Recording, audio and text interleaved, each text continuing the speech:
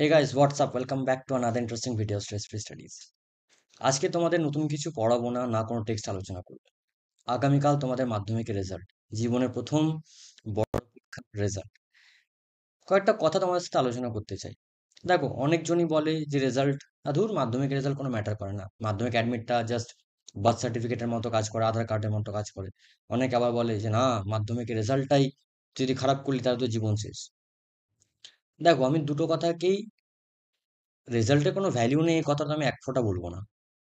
রেজাল্টের value obviously আছে, but তার এটাও মানে নয়। দেখো, রেজাল্ট কি হতে পারে, হয় রেজাল্ট খারাপ হবে, নয় রেজাল্ট ভালো হবে। অবশ্য থার্ড অপশন রয়েছে, মোটামুটি হতে পারে।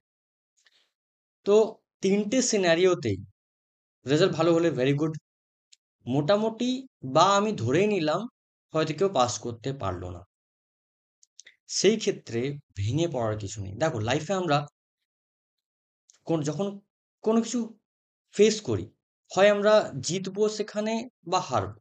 সে কোনো ওয়ার বলো, কোনো এক্সাম বলো, হয় জিতবো বা হারবো, এর বেশি কিছু হবে না। বাট যখন আমরা কোনো জিনিসে পার্টিসিপেট করি, পার্সোনালি আমি হারটাকে বিলিভ করি না। হয় আমরা জিতবো, না হয় আমরা শিখবো। লাইফে প্রত্যেকটা লেসন কিছু না কিছু শিখিয়ে যায়। তো যদি রেজাল্ট কোনোভাবে তোমার মনোপ্লুত হলো না, সেখান থেকে ভেঙে পড়ার কিছু নেই, কোনো ভুলভাল সিদ্ধান্ত নেওয়ার কিছু নেই। সেখান থেকে ভাবো তুমি লাইফে কি কি ভুল করেছো, মাধ্যমিক পিরিয়ডটায় কি কি তুমি ভুল করেছো। বাট সেখান থেকে নেক্সট অপশন ভাবো, কোন দিকে যাওয়া যেতে পারে। জীবন এগোনোর নাম, ভেঙে পড়ার নাম। নেক্সট ডিসিশন কোন দিকে নেব, আমি কোন স্ট্রিম নিয়ে এগোতে পারি, আমার কাছে কোন কোন অপশন গুলো খোলা আছে। নেক্সট এক্সাম আমি কি দেবো, সেটার দিকে টার্গেট রাখ। হয়তো এরকম হলো যে তোমার মনোপ্লুত নাম্বার মার্কস হলো না, তুমি সায়েন্স নিতে পারলে না।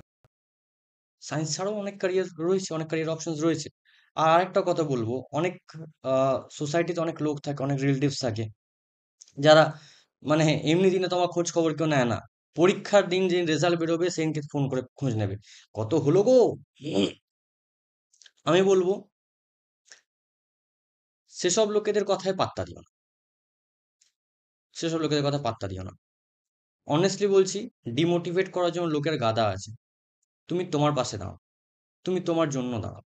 আমার পার্সোনালি আমার চেনা অনেক মানুষজন আছে, আমার অনেক বন্ধু রয়েছে, যারা মাধ্যমিকে খুবই বাজে রেজাল্ট করেছিল, খুবই বাজে রেজাল্ট করেছিল।